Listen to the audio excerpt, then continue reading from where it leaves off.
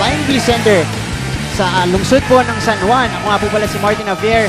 Kasama ko po si Mikey Reyes at sitting courtside, nandyan po si Sarah Carlos para ihatid sa atin ang latest mula sa ating players and coaches. So far, ito pong laban ng Mapua kontra LPU Pirates. Mikey, close game at the end of the second quarter, pero no third quarter, nakaumang ng malaki itong Mapua Cardinals. Lamang lang ng tatlo itong Mapua pamasok ng ating second half, but that outburst nung third quarter, ito lumobo na 16 points ang lamang ng Mapua. Tingnan natin kung paano magre-react itong team ni Coach Topex Robinson. Soliman, tira niya doon. Not the best shot there for LPU, a fadeaway jumper over Olwell Oraime. Buti na lang nakuha nila ulit yung bola. Ito, Mike Nzuzu comes back in the game. Malamang tatapusin na niya to with 9:41 left. 14 seconds on the shot It's also important to take note, hindi nakascore etong si Mike Harry nung third quarter natin after scoring 9 in the first half. Okay lang na hindi siya nakakascore, Martin. Problema, nakakascore sa kabila si Olwell Oraime. So we will see kung paano mag-adjust dito si Mike Nzuzu. Kaduyak, wala yung tira niya doon. Ayay with the offensive rebound. Mike Harry draws the foul against Olwell Oraime. All number 10, Olwell Oraime. Unang foul pa lamang yan para dito kay Olwell Oraime, preserving his fouls up until here in the fourth quarter. Of course, ang lamang ni Mike Nzuzu compared to Olwell Oraime is yung heft niya, yung laki niya. As we see, Wilson Baltazar, 21.5 points per game. Averages na this season. Ngayon, 7 points pa lang. Like what you were saying, pangalawa siya sa ating liga. Only to the bus driver Giovanni Alalon, and now hindi nagko-contribute masyado si Wilson Baltazar, which is a big problem for Coach Topex. Let's credit the defense also of the Mapua Cardinals dahil na-lockdown nila itong si Wilson Baltazar so far in this game. If I'm not mistaken, yung 7 points na yun, nung first quarter pa lahat, 3 Martin. second violation. And again, nakita natin doon yung skyhook nitong si Olwell Oraime, hindi lang na-count doon. Off-season work, nagbubunga para dito sa ating reigning MVP. Hindi nakakagulat yung jump hook pero pag kumayhook na siya, paano mo naman mababantayan yun? Sa laki at haba nitong si Olwell Oraime. Umaalakarim Oo itong si Oraime. 12 seconds to shoot. Like I was saying kanina, yung advantage ni Mike Nzuzu compared to Olwell Oraime is yung heft niya at yung laki niya and his strength down low.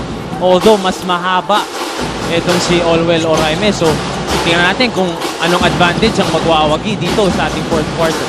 Nice read by Joseph Ariobu coming up with that steal. Matakbo ang Mapua pero kakalma muna sila. CJ Isit. Oh, nice move para dito kay CJ Isit. Just couldn't make that jumper. Pero may foul tayo dito sa ilalim against Joseph Ariobu. All number 8, Joseph Ariomo. Jack Alanes for Wilson Baltazar. Shaq Alanes, papalitan muna itong si Wilson Baltazar. Struggling mightily para dito sa LPU Pirates in this game. Ito rin si Shaq Alanes, medyo nagsastruggle to start season 92. Last year, alam natin na he was a big factor sa kanilang offense. We will see kung makukuha na ni Shaq Alanes yung rhythm niya. Alanes. Kaya dito kay Ayay. Ayay, sumalaksak. Nakakuha ng foul sa loob. Ito si Jesper Ayay. And that was a good decision for both Alanes and Ayay. Alanes driving to the hoop and kicking it out to Ayay for an open three. Pero Ayay deciding to not take the three and go for a higher percentage basket. Ito nakakuha siya ng foul. 2 free throws para dito kay Ayay. Mikey, for the LPU Pirates, napakalaking bagay, napakalaking loss nung dalawang leading scorer nila last year, si Ngidjol at saka si Gabayni. This season, they're looking for another option. First 2 games nila si Wilson Baltazar. This game, medyo nag-disappear yung suporta para dito sa LPU Pirates. Of course, Wilson Baltazar will try his best to be consistent pero hindi naman pwedeng lagi na lang siya. We will see kung sino magsi-step up dito if they want to catch up dito sa Mapua. 14 down with 8 minutes to go. Kaya-kaya pa to ng LPU. Nice read by Kaduyak. He doesn't complete the fast break play pero offensive rebound by Mike Harry for the easy lay-in. Eto ng LPU, another turnover created by Alanes all the way. Harmon the foul. Harmon the basket. Martin. Plus the foul para dito kay Shaq Alanes. 2 sloppy plays mula dito sa Mapua. And LPU converting in both plays. This is what I was saying. Shaq Alanes trying to find this rhythm. Ang ganda nung drive niya doon. Pero eto, may timeout muna. Si Coach Atoy ko, ayaw na niyang i-sustain itong momentum. Gusto niyang pigilan itong momentum ng LPU Pirates. Magbabalik tayo dito sa ating laban sa NCAA Season 92.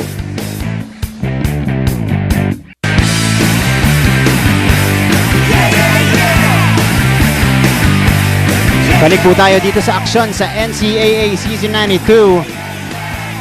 Smile you're on cam. So nahuhuli ni Direk ang iba't ibang ngiti dito sa Phil Oil Flying V Center para suportahan siyempre itong kanika nilang mga kupunan. At dumadami na mga tao dito. Baka narinig tayo kanina nung ini-invite natin sila. Ito na, bumiyahe na. Ready na for the last 8 minutes of this game and of course, our next 2 games. Saktong-sakto po ang inyong dating at sa lahat po ng nanonood sa kanika nilang mga bahay, maraming salamat rin po. Shaq Alanes now at the free throw line to complete that 3-point play. Shaq Alanes makes that free throw. And that's very good for Shaq Alanes. Confidence. Medyo nakuha niyo din yung 3-point play and we will see kung makakagawa ng mini run itong LPU. Papasa 9 ang kalamangan ng Mapua. 58-49. Oraime with another hook. That is short. Rebound by Ayay. Matakbo po ang LPU Pirates. Ayay. Sinabayan doon si Olwen Oraime. Plus the foul para dito kay Jesper Ayay. LPU tumatakbo na rin at tinatakbuhan surprisingly. Itong Mapua Cardinals, what a very brave drive doon para kay Ayay over the outstretched arm of our defensive player of the year last year, itong si Olwen Oraime. So 2 3-point plays doon para kay Alanes and Ayay, cutting this lead down to 7. 6 na. With that basket, Mikey, 10-0 run. Itong Lyceum Pirates dito sa ating 4th quarter. Baba na po ang lamang sa 6 na puntos. At we should take note, penalty na itong Mapua at wala pang foul itong Lyceum Pirates. So malaking bagay yun. We will see how this will fare sa ating endgame. Nice pass sana. On number 11, Mike Susu. Doon kay Andre Estrella goes to Olwen Oraime. Yung ganda ng hanap na doon. And automatic for Olwen Oraime plus the foul as well.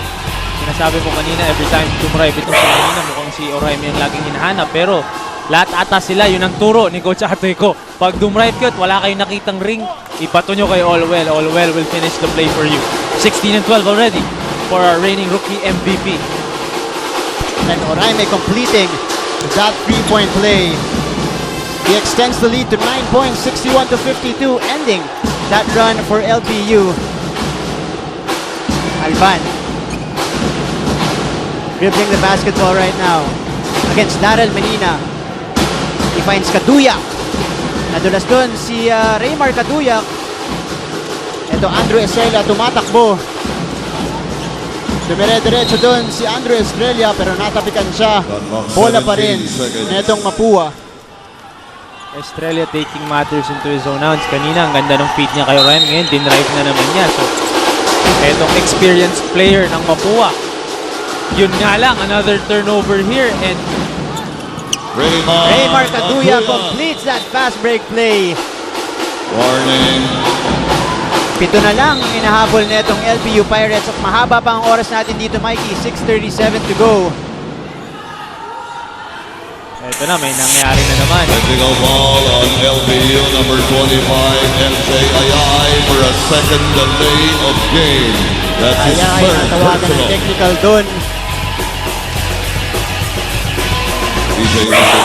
Gumaganda na yung laro natin. Talagang nagiging physical na. Kakalambingan na ang ating mga player. Pero malaki to, 2 free throws para dito kay Exhibiting.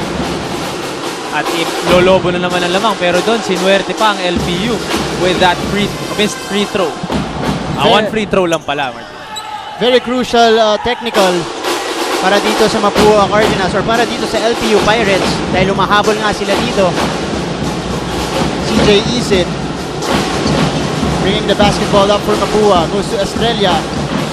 Serrano with the screen. Estrella may tangan pa rin ang bola. Ito yung sinasabi ng coaching staff ni Coach Topex Robinson kaninang pre-game. Mapua usually ends the game with 3 guards. At ito na, Isid, Biteng, and Estrella. So, basa ng LPU to. Tingnan natin kung paano sila magre-react. Napakabilis ng lineup nito ni Coach Atoy ko. Oraime. Actually, nag-3 guard din pala itong LPU. Nandito si Alban, Alanes, and Kaduya. CJ Isid with a 3-pointer right there. Balik po sa 10 ang ating kalamangan or ang kalamangan sa Mapua. So let's take a look at the 3-point shot coming from CJ Isid. pushing the lead back up to double digits. 10 points na naman ang yung mga timely baskets na nagagawa ng ating veterans dito sa NCAA. Malaking bagay yun. Pero another veteran on the other end fishes for a foul. Ito, 2 free throws for Shaq Alanes. Unfortunately, hindi niya napasok doon yung una. 14 puntos na para kay CJ Isid dito sa ating laro. Shaq Alanes at the free throw line. Nabanggit mo nga, Mikey, si Shaq Alanes ang isa sa inaasahan ni Coach Topex Robinson this season. Veteran, alam na yung laro dito sa NCAA. Looking to lead, or at least to be one of the leaders para dito sa LPU Pirates.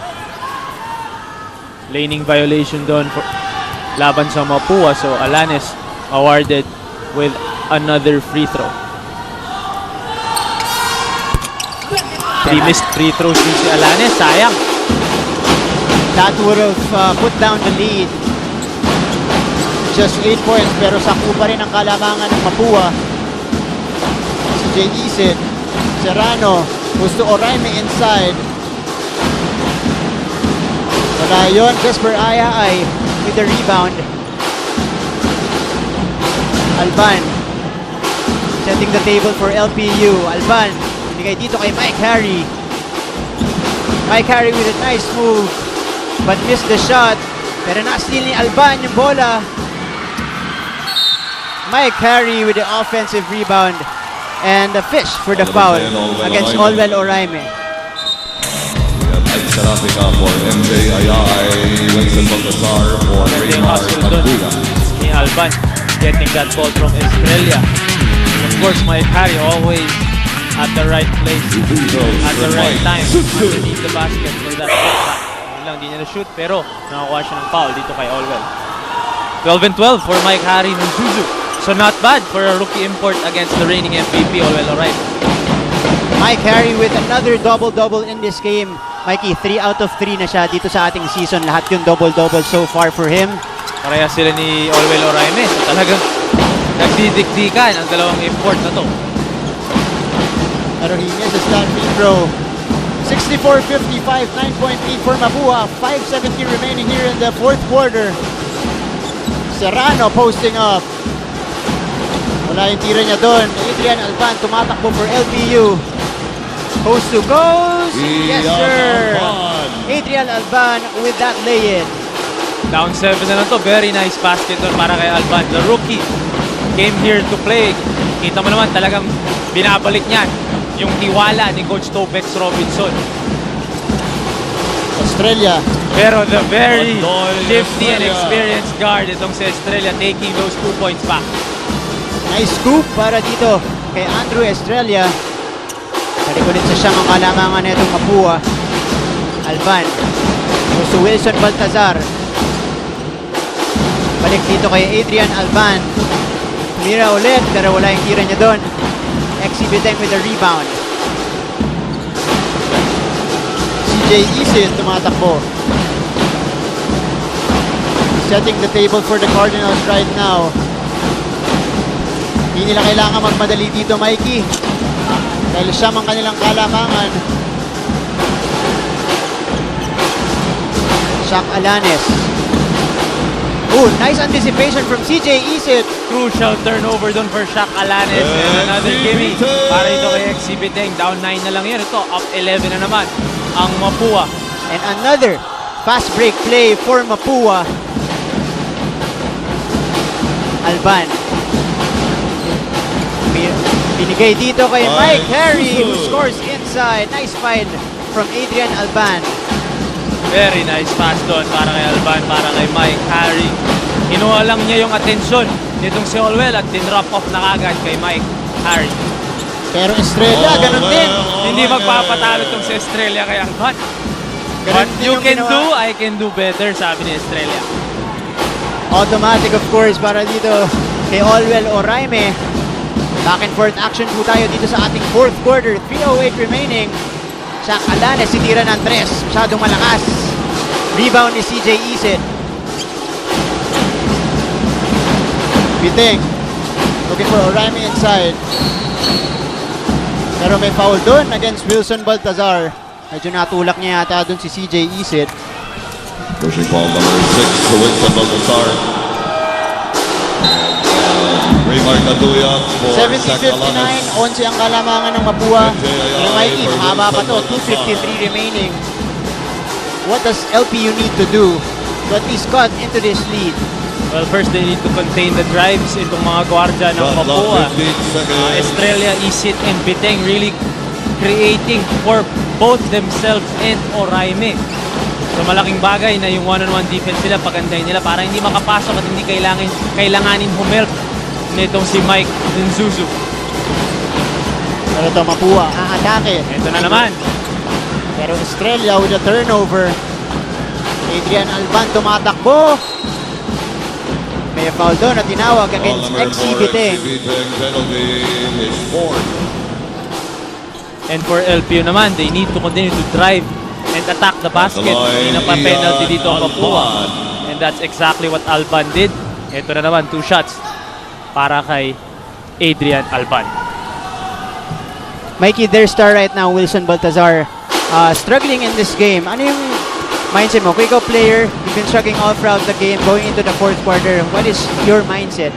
Hindi man mataas yung points niya, hindi man mataas yung stats niya, they still have a chance to get this win with 2:35 to go. Only down by 9. Yung na-shoot ni Alban, only down by 9. So, I'm sure etong si Wilson Baltazar is thinking of the win more than yung stats niya. Ito si Olwell Oraime. Talking about stats. Stats. Ito, Doing it all again para dito sa Mapua. 19 points, 21 big rebounds, 4 assists, 4 blocks. 4 blocks pa para dito kay Olwell Oraime. So both ends of the floor na naman itong reigning MVP natin. At ito, kinuha na naman niya yung bola one-on-one against Nzuzu. Pero naghahanap siya ng kakampi doon. Nakita niya itong si Darrell Menina. Bumalik si Menina kay Oraime. Pero no good yung kanyang fader doon. Rebound by Mike Harry. Alban. Aatake ulit para sa LPU. Binigay dito kay Ayaay. Ayaay. 2 minutes. Again, good job by LPU trying to attack the basket and trying to fish for fouls. Nasa Doon naman. penalty na itong Mapua, Mikey. Ito naman si Ayay driving and getting a foul from Ito Olwell. Estrella by fouls. Mukhang kay Estrella tinawag yung foul na yun. Malaking bagay ito. Fouling out is Estrella 2 shots for MJ para dito sa Ayay. Mapua. Yan ang maganda naman dito sa Mapua. Uupo si Estrella na foul out. Pabalik si Menina. So ang bulilits ng Mapua from last year nabawasan. Kasi nga na-injure si Jay Piñeles pero dumating naman ang kanilang veteran point guard na si Estrella. Ito, pinalitan nga ni XC Biteng si Andrew Estrella. Jesper Ayaay, nasa free throw line natin yun. Great game para sa kanya. Mikey, 14 points, 8 boards. The bright spot para dito sa LPU Pirates. Very efficient game para dito kay Ayay all throughout the 4 quarters. Ito na naman si Shaq Alanes nasa committee stable na naman. Papasok na naman. We will see. Kasi we all know Shaq can score in bunches. So Coach Topex is hoping na mahabol nito yung lamang na to through Shaq Alanes.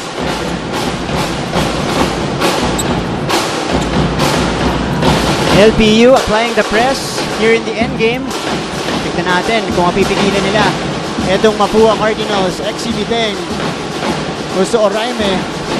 Pinalik dito sa labas kay CJ Isid. Oraime. Nice defense by Mike Harry. Turnover Nalate. para dito kay Olwell Oraime. Na-late lang dun yung pasa ni Olwell. Na-open sa saglit si CJ Isit. And because of that, bola na naman sa LPU. Only down by 7 if they can convert in this possession. Marami pa mangyayari sa game natin. Ganito rin yung nangyari sa kanila sa San Pedro Red Lions.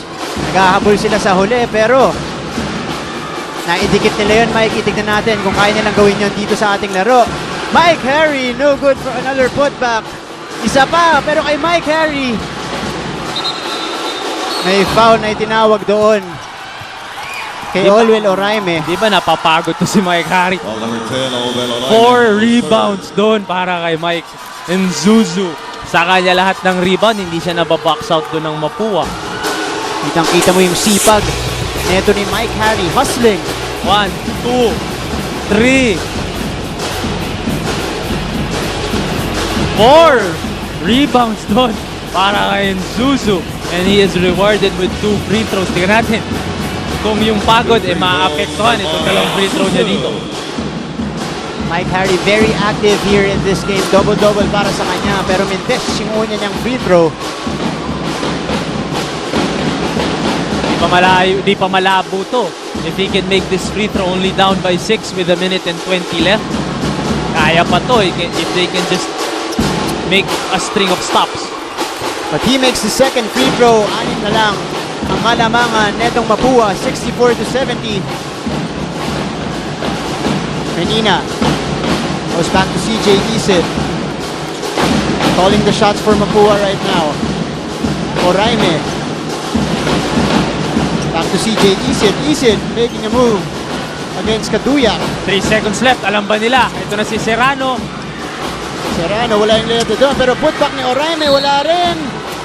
At natawagan ng foul itong LPU Pirates. Pero yun ang sinasabi natin. Justin Serrano not settling for Ball an number outside 16, jumper. Raymar Dinrive. Taduyan, his fourth. Nakuha niya yung help nitong si Nzuzu. Ayan, no?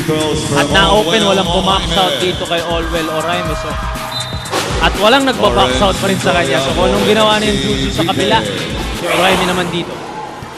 Olwell Oraime now with 21 points and 21 rebounds. A 20-20 game. Normal for yan, Olwell papi. Oraime.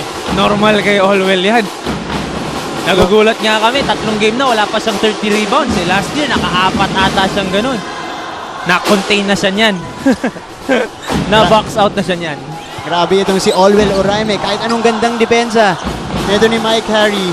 Still able to put up numbers for Mapua. 22 points, 23 rebounds. Or 21 rebounds para kay Oraime. At ayun lang, the width of CJ Isit. 13 seconds. Nakuha pa nila yung bola doon. At ito, bola na naman nila with 47 seconds to go, 7-point lead. That was a big turnaround para dito sa Mapua. Quick thinking para dito kay CJ Isit. Kailangan na lang nilang ubusin ang oras dito. But CJ Isit takes the jumper. It's no good. Wow! Oh, another offensive rebound para dito sa Mapua. Nice save mula dito sa kanilang reigning MVP na si Olwell Ball number Oraime. 16, Raymar Taduyan, penalty. Tignan natin good Raymar yung save ni Taduyan, Olwell Oraime. timeout. So Justin Serrano hindi nakuha yung rebound pero ayun. Yan. Kita mo naman yung haba doon ni Olwell Oraime. Nahabol pa niya yun. Pero doon mo makikita, nakakahawa yung mga ganung ginagawa ng kanilang reigning MVP. Supposedly their best player. Pero siya yung tumive, siya yung kumuha ng bola, siya yung nasaktan. At ito, makukuha nila yung panalo. 31 seconds left here in this ball game. 7 lang po ang kalamangan ng Mapua. Pero nasa free throw line. Itong si CJ Isit. Another steady game para sa point guard ng Mapua, CJ Isit. Also, itong si Wilson Estrella. Baltazar for And then we saw Raymar Biteng Taduyan. ng third quarter, pumutok din nun. So again, the Bulilits of Mapua helping out itong kanilang Two MVP. shots for CJ And they Isit. need all the support that they can get from these guards para tulungan itong si Olwell Oraime. Like what Coach Atoyko was saying before this game, they cannot have another bad start. Kagaya nung nangyari sa kanila against St. Benilde. Pero the bigger picture, pati sa season 92, compared to last season, like what we were saying, medyo mas may simula nila season 91, humabol lang sila ng dulo. Pero ngayon, if they can conserve this win, 3-0 sila, that's very, very big for the Mapua Timeout, Cardinals. LPU Pirates. And CJ Isid pushes the lead back to 8 points, 72-64. We have a timeout on the floor.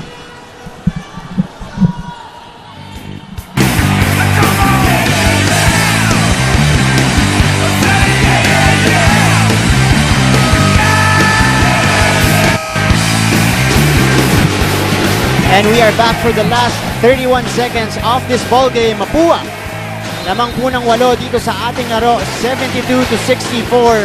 Regaining their form against si LPU Pirates. Makikita natin dyan. Si Dan Sara. Dan Sara maglalaro Ready na. mamaya. Ready na itong San Beda Red Lions. Also, without a loss pa dito sa ating season 92 as they go up against the EAC Generals na 1-1. Pati si Raj Tongko, ready na rin. Actually, hindi pa. Wala pa sa focus. Pangiti-ngiti pa. Pag nakita kayo ni Coach Jamaic, patay kayo niyan. Mamaya, seryoso na yan dito. Pag pasok nila sa ating playing court. Pero ito, last 31 seconds. What did Coach Topex Robinson draw up? Oh, nice lay-in. Pero naabangan doon ni Olwell Oraime. Maganda sana yung play doon ni Coach Topex na handoff doon at open lane para kay Shaq Alanes. Although, the reigning defensive player of the year, Olwell Oraime, will have none of that. Olwell Oraime right now with 5 blocks in this ball game, making his presence felt dito sa ating laro. On both ends, no? Tignan natin yung replay, yung supal doon ni Olwell Oraime. Ganda sana ng layup nito ni Shaq Alanes. Pero mukhang goaltending yun. Tingnan natin kung mare-reverse nila yung play. Tumama na ng board doon, kitang-kita. I don't know if that's allowed though. Ito mukhang pinag-uusapan nila at mukhang tinitingnan nila yung replay. That's gonna be big for LPU dahil bababa sa 6 ang lamang kung i-count etong layup na to mula kay Shaq Alanes. And it will probably count because evident doon na tumama muna sa board bago na supalpal ni Olwell yung layup ni Shaq Alanes. 23.8 seconds na lang po ang nalalabi dito sa ating laro. Siyempre, vine-verify na ating mga referees talaga itong play na ito. Oo, kasi we've seen stranger things happen dito sa ating liga. Last year, maraming times na nakakahabol biglaan ng kalaban. Pero mukhang hindi nila na-reverse yun. Walo pa rin ang kalamangan nitong Mapua Cardinals, 72-64. Again, 23.8 remaining. LPU applying the pressure right now. They need a stop, they need a foul. At yung binigay na ni Shaq Alanes ang foul doon. Number 13, Shaq Alanes penalty is first. 2 free throws With CJ 17 seconds to go and 2 free throws dito para kay CJ Isid. And the big 8-point lead para sa Mapua. Mukhang malabo na makahabol dito ang LPU. Pero nakikita talaga natin ang potential nitong team ni Coach Topex Robinson. Last game, dikitan sila against San Beda Red Lions. Dito naman, dikitan out route. Nung third quarter lang talaga, medyo lumamang itong Mapua. So, may takeaway na naman dito si Coach Topex. And as long as they stay positive, mahaba pa tong season na to, marami pa mangyayari para sa kanila. Pero may timeout muna tayo. Banggit mo nga, Mikey. Coach Topex Robinson, well, you should be happy because you're playing against one of the contenders this season in the Mapua Cardinals. Pero syempre, gusto pa rin nilang makuha yung panalo na yon. To a certain point, pwede ka maging positive na dumidikit tayo sa mga Final Four teams from last year. Pero until when will you be happy with that kind of result? Siyempre, gugustuhin mo nang manalo, gugustuhin mo nang to get over that hump and get that first win. Para naman dito sa Mapua, 3-0 start for Coach Atoy Ko and company. Ian inbound. Okay? Pop. Dire-diretso to ha. So Ian, Wilson, go. Shaq, pasa, back pick Mike. Let's go for a 3. Okay, pag ano siya, pwede mong i-ano natin, i-diagonal natin, and then try to drive, hit Wilson or Mike. Okay? Wilson muna, bago ako, coach. Si Wilson muna, sabay sa ano ka. The angle of the screen, Mike, should be crucial. And then if you win, we're gonna go up. Yan po ang tinig ni Coach Topex Robinson. Pero mamaya-maya, pagkatapos po ng larong to, EAC Generals ang makikipagbakbakan kontra dito sa San Beda Red Lions. 17.3 seconds remaining. Tingnan natin kung anong play ang gagawin ng LPU Pirates. Pero nabasa doon ang pasa. Turnover mula sa kanila. 10.8 remaining. 2 free throws para dito sa Mapua. Foul number 5. Importante for LPU to continue to fight in this game. Of course, dadali nila yung momentum na yan to their next game. At maganda doon, binibigyan talaga ng bola ni Coach Topex itong si Shaq Alanes para mahanap niya yung kanyang old form. Marami pang laro to at we are positive na mababalik din ni Shaq. Kumbaga, walang sinusukuan. Oh, Itong si Coach Topex Robinson. Kanina nga, di ba, pinagalitan niya. Pinasok niya si Shaq, tumira ng isa, nilabas niya kagad. Pero as you can see, talagang binibigyan niya ng kumpiyansa itong si Shaq Alanes. At the same time, talagang gusto lang din niya matuto. Pero last few seconds here, Darren Menina making the free throw. Pero ito, panalo na po ang Mapua Cardinals dito sa ating laro. 75-64, Mikey. Mapua Cardinals. Nice game for both teams. Back and forth tayo for most of the game. Pero nanaig itong Mapua. At magandang laban na naman ang pinakita nitong parehas na koponan. Mapua extending their streak to 3. Ito namang LPU still looking for that elusive first win. And we will see kung paano bumounce back ang LPU sa kanilang next game. Pero another close loss para dito kay Coach Topex Robinson. And great start for Mapua this season. Pero tignan muna natin ang ating best player of this ballgame. Who else? Who else, Mikey? Di ba? But of course, Mr. Allwell Oraime, as what we were saying last year pa, all is well. When Allwell is beneath the rim, 22 points, 25 rebounds, 4 assists and 5 blocks. He showed us the whole arsenal. Yung post-game niya, pinakita niya yung outlet passing niya. 4 assists siya, of course, and on the defensive end, 5 blocks and 25 rebounds. So kitang-kita naman, Allwell really contributing for his team, looking for another Final Four appearance and possibly a finals appearance for the Mapua Cardinals. At another all-around game para dito kay Allwell Oraime. Pero pagkatapos po nito, EAC Generals kontra sa San Beda Red Lions ang ating mapapanood. Maraming salamat po in behalf of our broadcast team today, Direk Raul de Ocampo, Mikey Reyes, Sarah Carlos, ako po si Martin Javier. Papasalamat sa panonood nyo dito sa ABS-CBN Sports in Action right here.